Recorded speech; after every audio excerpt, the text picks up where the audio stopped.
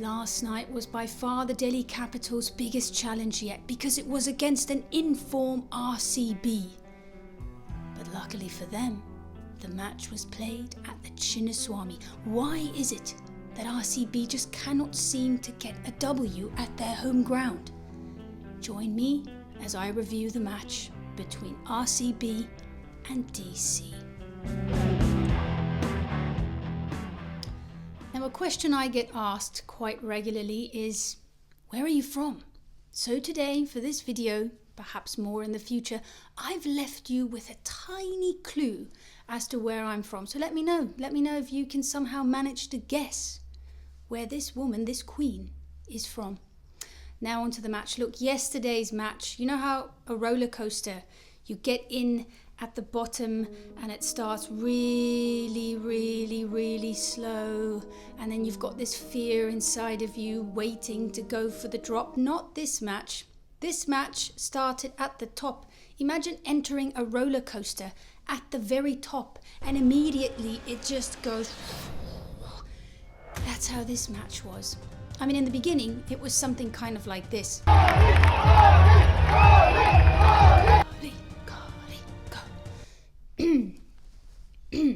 Sorry, Delhi.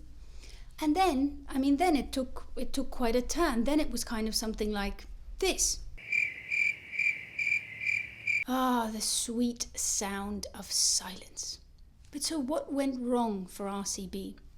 Well, quite simply, this is something that I've spoken about before, maybe a week ago. But RCB batters against spin, the records are just not good. They were so good at Cheepak against CSK. But last night, but you look at the quality of spinners. I think the main change in the match happened when Akshar Patel decided, okay, you know what? We're not just going to bowl one spinner. We're just going to go straight with both of our spinners in the power play. And then Nigam. Okay, you cannot keep this guy out of the game. Run out against SRH, and again last night, completely match-changing, match-shifting kind of run out again. Salt was looking so good. He was making that pitch look like a road, and it wasn't a road. I think they spoke to Andy Flower in the middle of the innings somewhere, and he was like, yeah, this isn't really a road. It was kind of stopping. Batters couldn't really hit against the line, against the turn. It was kind of stopping the ball a bit, which is something that I'll get to as well with DC's first three batters. I thought it was quite idiotic the way that they batted, but we'll get there. But that's kind of what ended up happening. I think the spin attack of DC, they are so clinical. They hunt in packs, which is how somebody described the RCB bowlers the other night. And also, it's just Kuldeep Patidar is supposed to have 200 strike rate against spin, but Kuldeep doesn't really care about matchups or this. He just focuses on his game. And he bowled again. Look at Kuldeep and Nigam. Look at this. Talk about giving trees back to the country.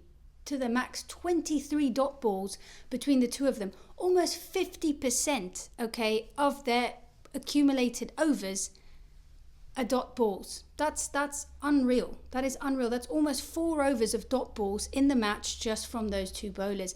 Now, Suyash Sharma, I think the one good thing for RCB was the fact that he's sort of starting to find his groove a bit. And the thing is, he's a very talented, he's a mystery spinner out and out. And last night I thought that he bowled really well. Remember how I said this?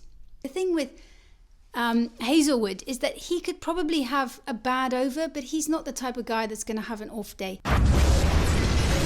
Yeah, I don't know. I feel like maybe I should start saying something about DC not ever winning this cup because, wow, moment of opposites.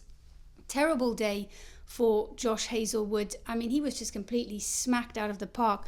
One has to also speak about the KL Rahul factor because at that point it started raining. Some people calling the rain our 13th man. Yes, I do think the rain helps the batters because outfield gets wet, ball gets wet, definitely a problem for bowlers, I think. And any kind of movement that you would have had, maybe even spin as well, gets completely annihilated. So interesting choice by the umpires to not let them go off. Stubbsy, he keeps flying under the radar. He keeps just taking the back seat, but he's played so many valuable knocks so far this season. And last night, over 100, I think it was 100 and 11-run partnership between him and KL Rahul. Absolutely amazing. With those two in the middle, it really feels like there's quite a lot of stability there. And obviously not taking the catch of KL Rahul proved fatal, because he's the pillar of that DC side. He's starting to look like that old KL Rahul, the guy that I fell in love with back in the day when he was batting with... Who was he batting with? Okay, you know what? I can't do this. Let me know who is opening part. Mayank Agarwal. Is that him? Was that the guy? Let me know. I think I'm right. Great partnership by Stubbs and KL last night. But I thought, the DC batters. Here's another thing. I'm a big fan of Faf du Plessis. I really am. But if a guy is just not quite 100% fit or ready to play, then give somebody else a chance to play. It's not as if this was a must-win game. We're 3 from 3. Why are you letting a player play who doesn't seem to be 100% fit? And now, who knows? Now he might be even more injured. So I'm not a fan of doing stuff like that. Jake Fraser-McGurk, I know all of you are saying he's a wild card, but in my opinion, I don't know. I feel like you need to look at these players. This is T20, right? T20 is about making an impact. What kind of impact is he making? Yes, he's a great fielder as well, but this is going to seem biased now. I don't really care. But it's kind of the only option that we have right there, because they don't have a replacement yet for Brook.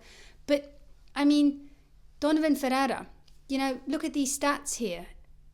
Fantastic strike rate, great average. Not just that, in this previous season of the SA20, look at that economy rate. He took 8 wickets in 10 matches in South Africa, by the way. Faf was also his captain. So Faf knows exactly what this guy can bring to the table.